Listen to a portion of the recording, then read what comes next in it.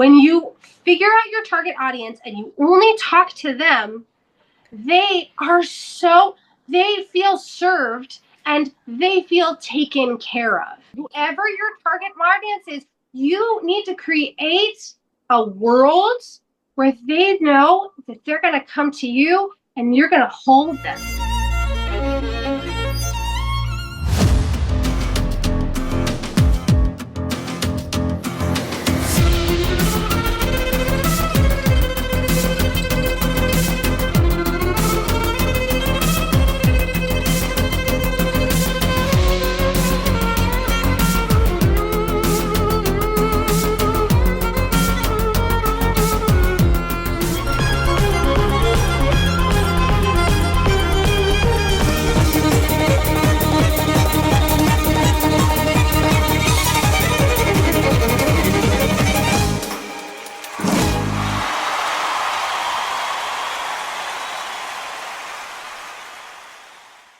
Thank you so much for joining the podcast today, everybody. I'm super, super excited to have Ariella here joining us. Ariella and I have been friends for years and I call her my business buddy because we bounce things off of each other all the time. Ariella grew up in the US, moved to Israel. I'm going to let her share a little bit more about her story. She comes from a very classical background, but now plays so many different styles and has really kind of discovered her own brand, her own niche, and a real calling for what she does. And she's such an inspiration to so many people out already. As a matter of fact, I'm sure many of you have already heard of her. If not, make sure you go follow her before this podcast is over. But she is just such a ray of sunshine and such a light in our world. And I'm really excited. She's not going to be here just one time. This is going to be a recurring theme. You're gonna get to know and love this face as much as I do. So without further ado, Ariella, welcome to the Glam Violinist podcast. Celeste, I loved that intro. That was great. Thank you so much. Wow. So tell us a little bit about your story, your background, what got you to where you are today, just so people kind of understand where you're coming from. All right, so I have a very classical background. My grandfather was the head of the string department at the Eastman School of Music. So I started the violin when I was about 7, and I had about 2 years before he found out that I was learning violin, that I was learning with a Suzuki teacher, and then when I was about 9, he found out. I played for him for the first time, and then he took over my whole entire life. So I became, anyways, I was obsessed. I'm not a child prodigy. He was a child prodigy. He has a fascinating story, but I'll tell you about it another time. And I'm not a child prodigy, but I loved the violin. I'm very kinesthetic and I love touching things. And like the fact that the violin is small and huggable has always been it's such a part of me. And I think that one of the things that, when I was in this very, very classical environment, a lot of anxiety ended up, kind of coming up. I had really bad performance anxiety. By the time that I was in, my bachelor's degree program and master's degree, I was like really suffering from really bad performance anxiety. And because it's all about perfectionism, right? It's all about perfectionism in those environments.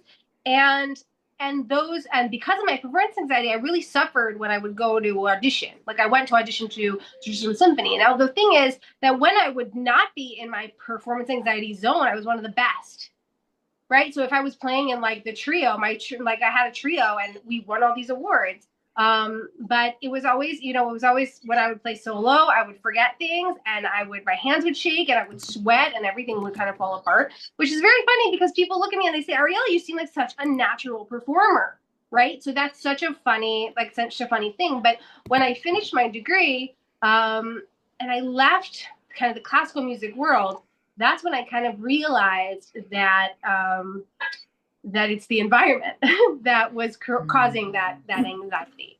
So once I got out of that world and I was able to kind of explore other genres and start like working on other things, that was when, I was able to really work through that performance anxiety stuff, which I think is like kind of the beginning of the really interesting part of my story with performing. No, it is because once I kind of was kicked out almost of the classical world, then I had to discover, like, how can I make money from what I do? And what I discovered was that I love and we've had this conversation a bunch of times because I love connecting with an audience. I Mm-hmm. love social media. I love being online. I love talking about everything that I'm going through. I love sharing. One of the things that makes us so different, Oh one of my the God, few we're things. so different, so different. But I discovered that I loved it, and I've been doing things online for like the past 8, 9 years.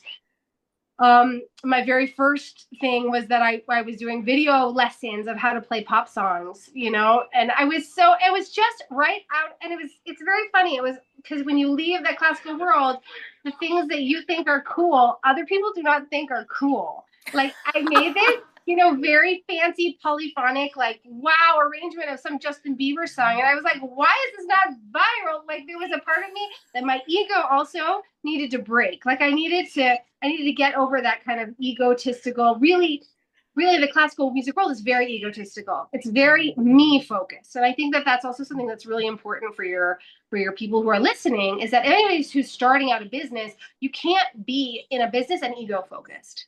You always need to be focusing on what are you providing to the audience, because otherwise they're going to look at them and be like, okay, there's a million amazing musicians. There's so many amazing violinists. You and I know that. We're like, okay, there's billions of people who are mind-blowingly amazing, and they're sitting at Mm-hmm. home, and they're not Yep. working. Nobody's hiring them because nobody wants an amazing person. They want somebody who's going to understand them, who's going to work with them, Yes. who they Somebody they feel can they relate connect to, to. somebody who they can connect with, Yeah, somebody who is fun to be around, not just a great musician. Yeah, yeah. And absolutely. then, okay, and then part of like the next kind of stage of my journey was that I crowdfunded for my first album.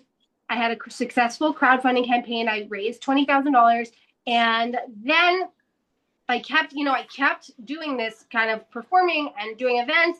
And then I started feeling like that was kind of small on me and I needed to grow. And I started doing concerts because I started getting really into mindset and like, why does our brain do certain things? And how does fear play into things? And how is fear controlling us? And why do we feel safe in certain environments and not safe in certain environments? And why do I Yeah. sometimes feel safe to perform and sometimes not feel safe to perform, which kind of ties back to the whole performance anxiety stuff. It's Yeah. very connected. I'm very into like mindset and how it's all like kind of comes together. And then, so then last year I premiered this mind-blowingly amazing show, which I spent a year working on, called The Thousand Faces of a Hero. And that is like us. That's basically it's a really cool show that I created for. It's a family show that I created for all ages. It kind of aimed at that like 10 to 15 age group, where all the songs are songs from movies. So there's this aspect of like it's universal. Everybody loves it. And then we talk about the stages of a journey in the hero's journey, which is like a storytelling archetype. And that kind of lit me on fire and made me realize that and that kind of lit me on fire and made me realize that my real passion, like are you frozen? Can you hear me? No, I can hear you. Oh, okay, fine. My real biggest passion right now, and it's evolving. My biggest passion is helping people tell their stories, and and I've had over the past year opportunities to help a lot of people. Unfortunately I live in a country where there's a lot of stuff happening, a lot of traumatic stuff, and I've done a lot of work with different people helping them to tell their story, and Yeah. musicians, but also people who have been through sexual abuse and people who have been in jail and people who have different stories and helping them to build that story out. And that's become one of my huge passions is like building shows, working with event planners and building shows for organizations that touch on the heart of their messaging. I did this huge show in February in the United States where I collaborated with a therapy center because what did they want? They want people to come to therapy with them. So what I do, I took the Thousand Faces of a Hero concept and I kind of made them the hero, and I kind of made the same play based around them, and they were thrilled. They were thrilled. They're like, we have this show. There were 300 people in the audience, and every single one of them afterwards is walking out, saying the word Serenity Center. Like they all know who we are, what we do, because I help brands to tell their story with my performances. So that's So become kind of yeah, that's just tell become the us a little bit, sorry, about the Yeah. show itself. Sorry to Oh, interrupt you. Like yeah. what does a show look like? Like for those of us who are or those of us who are not familiar with A Thousand Faces of a Hero, like what does it Right. entail? Like it's not just you on a stage by yourself. Like Right. what all is in that show? Okay, so first of all, it is mostly me. So I have now done it in schools and I've done it on different stages. It depends on the budget of the people that I'm working with. So they can just hire me. And then, for example, I've done it in a bunch of schools and I have all the backing tracks and I come in with backing tracks and there's like screens with animations and it's just the music is so fun and so great and the messages are so important. They're so Mhm. important because if somebody's listening right now to this interview and they're thinking, wow, she's amazing. She could do anything. She's like, I could never do that. I want to say that that's a big part of my message and my mission is that I really truly believe that anyone can do anything. I just shut down my teaching studio. I've been teaching for like the past 20 years and I kind of realized that my passion is not there anymore, but I also taught myself and taught my students and proved to myself that anybody can learn the violin. And that was what I needed to learn from that was that anybody can do this and anybody can do anything if they put their mind to it and if they have a good coach and a good mentor and they work with people who are really like helping them and guiding them and cheering them on. So there we go. That's That's kind of amazing. everything that I'm up to. There you go. So we were talking about how there's different ways to basically make a living with the violin, right? And Right. you are one of those who started out doing a lot of events like me and Right. really were focused on event entertainment and then realized that you really had a passion, a calling for something that was outside of that wasn't like really feeding your soul.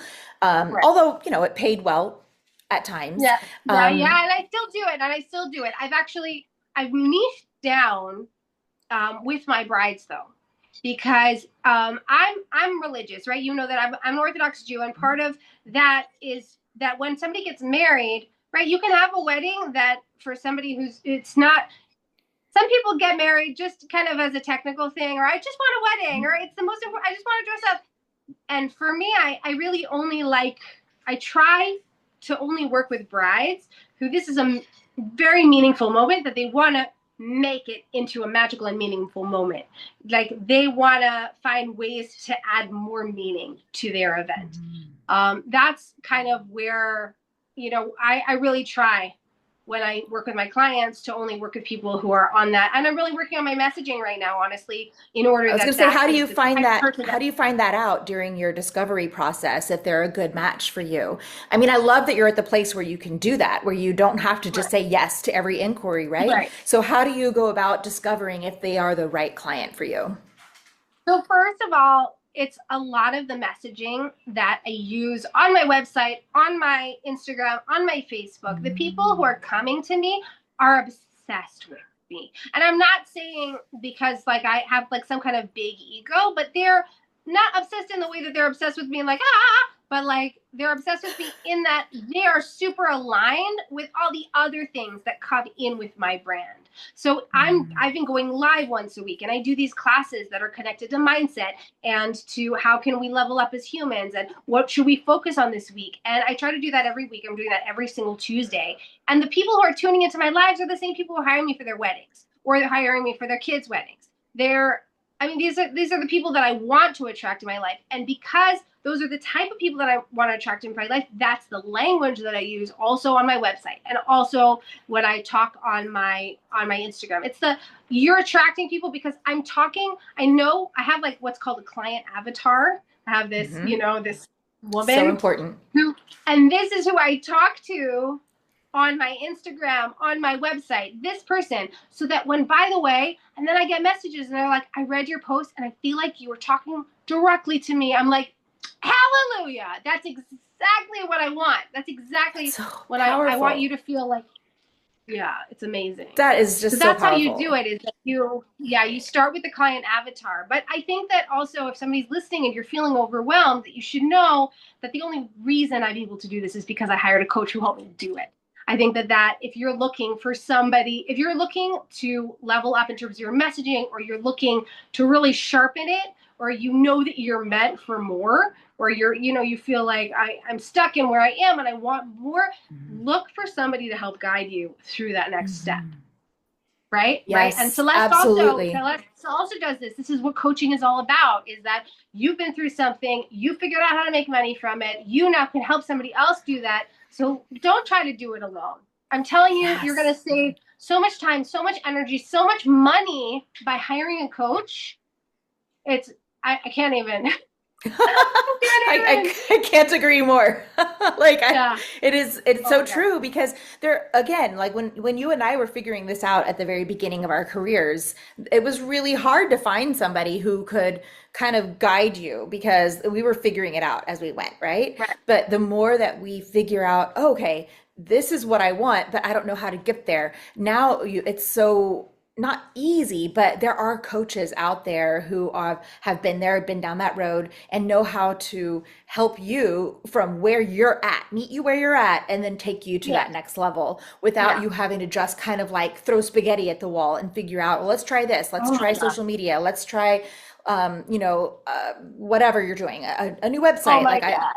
I'm going to try out I every have a wedding room platform out there. I have a room full of equipment that I never touch.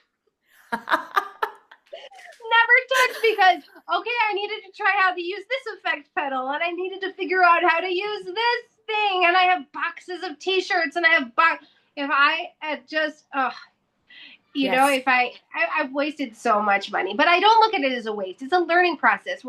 There's always a process. There's always something involved. You should never ever be hard on yourself for decisions that you've made, even if they haven't made you money. Mhm. Sometimes happens that you don't make money. Sometimes it happens that you have to invest in your career, and your first couple of gigs, you're still paying off the stuff that you needed in order to get those jobs. And I mean, the goal is always to make money, but sometimes it takes a little while. It does. It doesn't happen overnight. Nothing about this business Right. is an overnight success. Even if you go viral, like that does not guarantee that you're all of a sudden going to make money with your Right. craft, right? Oh my God. It takes a large amount of dedication, but also being really intentional about Right. who your target market is. And I love that you were talking about your client avatar because that is so important for musicians, and that's something that we don't think about, right? We're just thinking, Right. We're oh, not well, business I make people. That's not what we studied. We didn't study how to do marketing and business stuff. So we have to learn this on the way. on the way, exactly, and learn from those who have embraced that business side. And it's not for everyone. Not everybody wants to be their own business manager, but you have to understand at least the basic principles of it so that you can even know what to tell your business manager. Here's what I want to do. Here is my target Right. client. Here is the audience that I want to reach. And that if you don't know the basics and you don't even know how to have that conversation with your coach or with your mentor. So that's incredible. Right. I love talking to people like you who really get this stuff. Yeah. Yeah. And it's also a choice, by the way. I wanna just touch on this for a second, because as you were saying that, I was just thinking there's two different things that we're always talking about. There's working in the business and Mhm. there's working on the business. Yep. And when you work, and by the way, and I have to say that my skills dramatically went down when I was really focused on the business, because I'm I'm not practicing. I'm dealing with clients all the time. And Yeah. even I mean, I have a master's degree from a classical university. That's my level. I was playing, Isaiah and Mhm. Prokofiev and the Tchaikovsky violin concerto and whatever. I'm just saying, like, really intense classical pieces. And when I started really working, and I love the business side of all of this. I love it.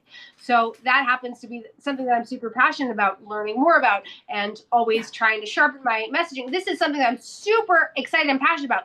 But I now have booked the biggest event of my life, which I'll tell you about in a second. But I realized I am not working enough in my business. So I changed my whole day schedule so I can fit in those 2 hours of practicing before I get to work on the business. Because if I Right. don't practice those 2 hours, I can't provide the service that I am trained to provide. But now I'm spending all my time working on the business. Yep.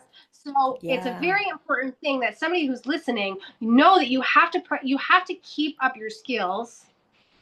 Mhm. Sorry, you have to. I mean, you can coast, but you have to remember that you have to kind of keep a few balls in the air and prioritize those Mhm. things that are going to keep you healthy. Like I Yeah. mean, also in terms of your playing and also in terms of your body.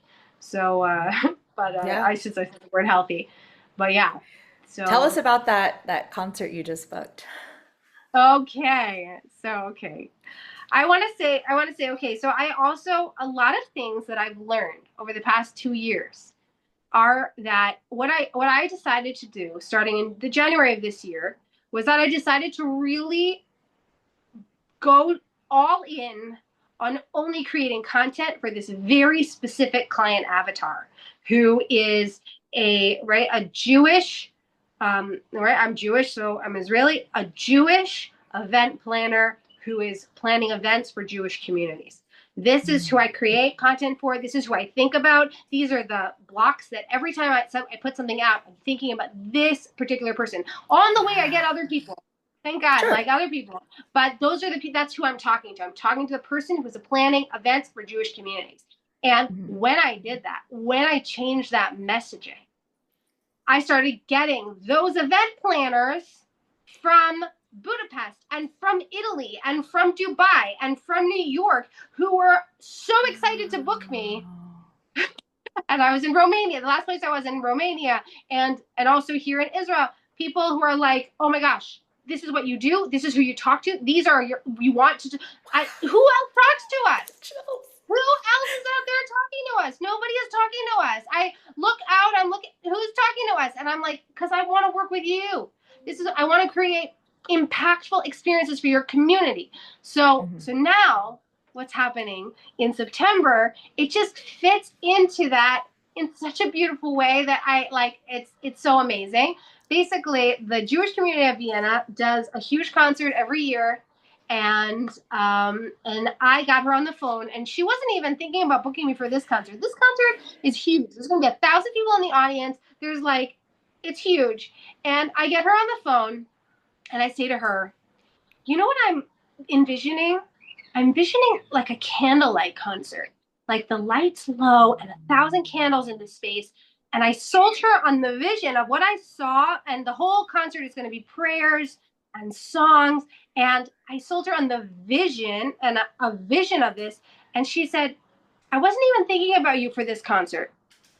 I wasn't even thinking about you for this concert. We were thinking about this other much bigger artist who's much more famous than you, but you know what? His team has been difficult for us to work with. And I'm really sold on this idea that you have of yours. Let me talk to my team and I'll get back to you. And I'm getting paid more than I've ever gotten paid in my life to perform. And I'm flying from Israel to Vienna with a team of 7 people to do this performance. And I'm working now like with this musical director and whatever. The whole thing, I'm just like, whoa. When you figure out your target audience and you only talk to them, they are so they feel served and they feel taken care of. And this is something that Celeste, by the way, does so beautifully. Celeste talks to the Indian bride in the most beautiful way that she looks at Celeste stuff. I know other violinists who are wearing the sari and who are playing at Indian weddings, but Celeste is like, you talk to me, you work with me, I am going to take care of you. And what does that mean for a bride? A bride is like, you mean I can relax? Yes. You mean I can You let this got this. go? You mean I can rely on you? And what happens with a Mm-hmm. lot of women is that we're very nervous. Women specifically are very nervous about letting things go and letting someone Yeah. else take care of our vision because we know Mm-hmm. exactly what we want. Mm-hmm. So Yes. And building that and I want to say that trust. to anyone who's Mm-hmm. listening, whoever your target audience is, you need to create a world where they know that they're going to come to you and you're going to hold them. They know that they can just rely on you. And that is what's going to, and when you come in service that way, and by the way, service can mean so many different things. This is, if you're a violinist or you're a musician and you have this talent, this is a God-given talent, by the way, even if you have the training, this is something that was given to you. The desire that's in your heart is God-given or universe-given, whatever, you don't want to use the word God, but this is a gift that you were given in this body that you are in. And this is part of your mission in this world, is to use that to serve people. And like I said about the storytelling, and like I said about figuring out, like helping people figure this stuff out, this is my passion. This is what I love, right? This is what I love doing. You have to figure out what you love doing as you try different things. And, but also, and then you have to figure out who is it that you're willing to carry. Yeah. Ariella, I think you're doing some coaching now, aren't you? Can you tell us a little bit more about what that looks like to work with you? Yeah, absolutely. So basically what I do with what I do with my with people who come to me is, number one is, like I said, that one of my expertises is helping people to craft their story. So, and I think that if you want to stand out, and essentially what you want is you want to be the one. You want to be the one that they're like, you need to work with this person. You need to, this is a person you need. Like, you want to become the person that everybody says, oh, she's the one. And for a lot, and I am the Jewish violinist. Like, it just, I mean, it kind of, and it's based off, a lot of the times it's based off of the community you come from and the culture you come from, because we all come from different communities and different cultures who are looking for different things, especially at milestone moments like weddings and a christening or whatever, like special events they're planning. But so they're looking for somebody who knows their culture. So that's really, really important. It doesn't necessarily have to be someone from your culture, but just, like whatever. Just we have to figure out who the story is, who you are. Because when I work with an artist, the most important thing for me is that they are so authentic and so genuine, and they've packaged it in a way that their client is like, oh my God, I need that. Yeah. That's what I help artists. That's what I help artists do. And and the only reason I know how to do that is because I learned how to do that from somebody else. And I do it specifically for artists because I've been through that process. So I know how to guide, and I also know the pitfalls of the process. Because a lot of us have a lot of the same issues with imposter syndrome and performance anxiety, and we've come from similar, backgrounds and all that. Yep.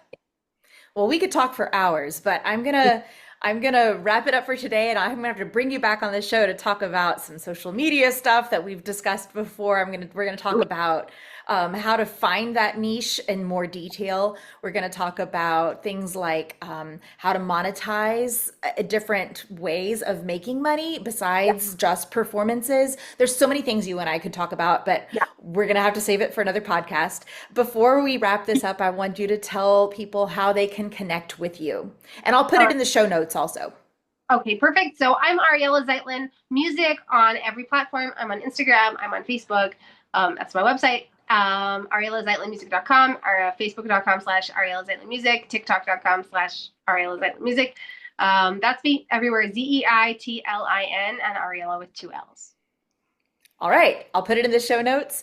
Make sure you reach out to her if you're interested in the coaching, but also just go give her a follow, because she will inspire you and just really show a great example of how to hone in on your target audience. And she just is a ray of sunshine anyway. She's oh man, we'll have a whole nother conversation on mental health. That's such a powerful journey you've been through as well. Anyway, thank you again, Ariella, for being on the show today. Thank you. Thank you so much for having me. And to all of you out there who are listening or watching, thank you so much for listening to this podcast, this episode of The Glam Violinist. If you enjoyed it, please give it a like, share it with your friends, and be sure to hit me up if you have any questions for me. You can find me on Instagram at @TheCelesteV. And until next time, remember to target your client avatar and stay glamorous.